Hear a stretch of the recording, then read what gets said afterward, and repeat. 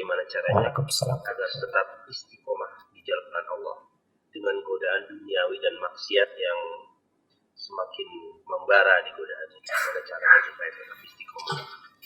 Barakallahu fikum.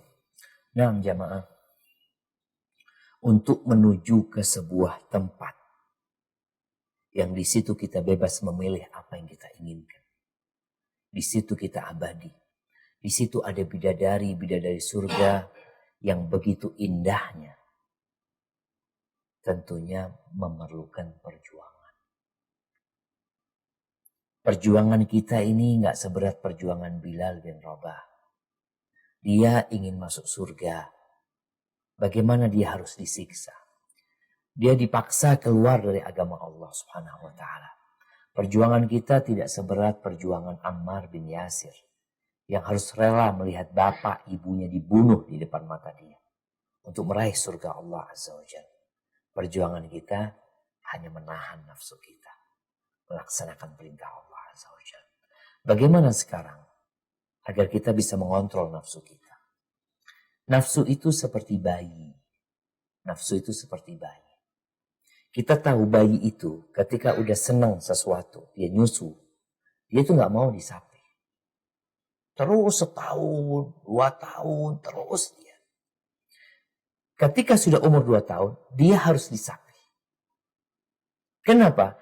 Ada makanan yang lebih enak dari susu ibunya. Ada makanan yang lebih nyaman, yang lebih enak dari susu ibunya. Tapi karena dia tahu susu ibunya, maka dia gak mau berpisah. Kadangkala bayi itu dipaksa.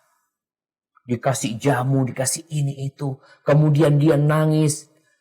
Terus tubuhnya jadi kurus, sakit. Tapi tetap, kata ibunya, enggak. Engkau sudah 2 tahun, udah waktunya berhenti. Subhanallah, setelah 2, 3 hari, 4 hari. Tahu-tahu dia udah terbiasa. Dengan susu yang lain, dengan makanan yang lain. Nafsu kita pun seperti itu. Kadang-kala yang ada dalam benak kita, ini enak loh, ini enak. Enggak enak itu sebenarnya. Caranya gimana? Dipaksa. Berikan sesuatu yang lebih indah dari apa yang diinginkan nafsu kita. Lelaki, godaan terbesar laki-laki apa? Ya, wanita. Baik. Kalau bicara wanita, nikah. Aduh, udah nikah, tapi istri anak kok udah tua. Lihat-lihat ini kayaknya udah kadaluarsa. Ya, perempuan di dunia ada kadaluarsanya. Nanti di surga nggak ada kadaluarsanya. Tapi engkau harus tahan diri. Kenapa? Kita nggak lama di sini. Jangan sampai kemudian engkau berzina. Karena kalau kita lihat, na'udzubillah min dzalik ya, tempat-tempat perzinaan semakin banyak. Walaupun ditutup tapi online mereka melakukan itu. Jangan sampai kau melakukan itu akhirnya kau tidak merasakan kenikmatan yang hakiki. Nikmat menyalurkan nafsu itu berapa menit saja. Yang tersisa setelah itu azab.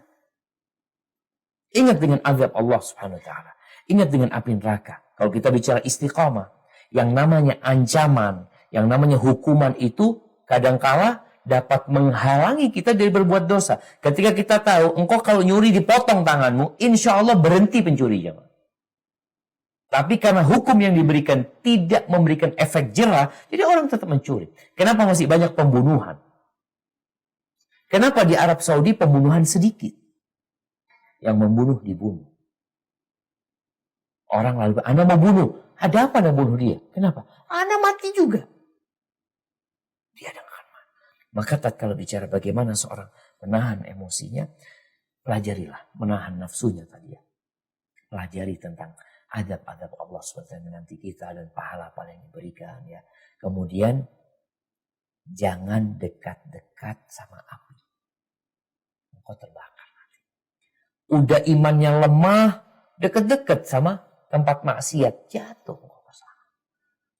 Dan ketika engkau sendirian, kadangkala bisikan-bisikan buruk itu datang. Baca a'udzubillahi minasyaitonir rajim. Tatkala enggak mampu, tinggalkan tempat itu. Cari tempat yang mungkin mendukungmu untuk selamat dari kemaksiatan. Yang terakhir baca doa buat teman-teman yang ingin istiqomah.